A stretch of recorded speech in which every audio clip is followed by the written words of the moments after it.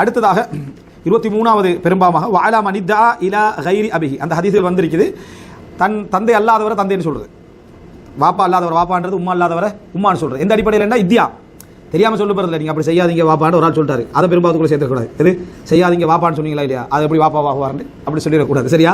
அப்போ அது வந்து இறக்கத்தில் சொல்றது, அது இறக்கத்தில் சொல்றது. இந்த கருத்தில் இவர் தான் என் வாப்பா, இவர் என் வாப்பா இல்லை என்ற அடிப்படையில் ஒருத்தர் சொல்றாரோ, அல்லது ஒருத்தர் ஒரு ஆளை வாப்பாண்டே கூப்பிடுறாரு, அவர் வாப்பா இல்லை, அதுக்குள்ள இவர் வராட்டிடும் இந்த கெட்ட செயலுக்கு அவர் என்ன செய்யறாரு, ஒரு ஒப்பான செயலா என்ன செய்யறார், ஒரு ஆளை வாப்பான்னு அவர் கூட்டு பழகிறார், மற்ற யாரும் என்ன செய்யறது அப்படி கூப்பிடுறது, ஆனால் அவர் வாப்பா என்ன அல்ல. அப்போ அந்த சந்தர்ப்பம் இந்த கெட்ட செயல் என்ன செய்யக்கூடாது. ஆனால் வாப்பட வாப்பா உம்மோட வாப்பா உறவில் இருக்கக்கூடிய வாப்பட தம்பி இவங்கெல்லாம் தந்தைன்னு சொல்றது என்னது தவறில்லை, குடும்பத்தில் உள்ளவங்களை.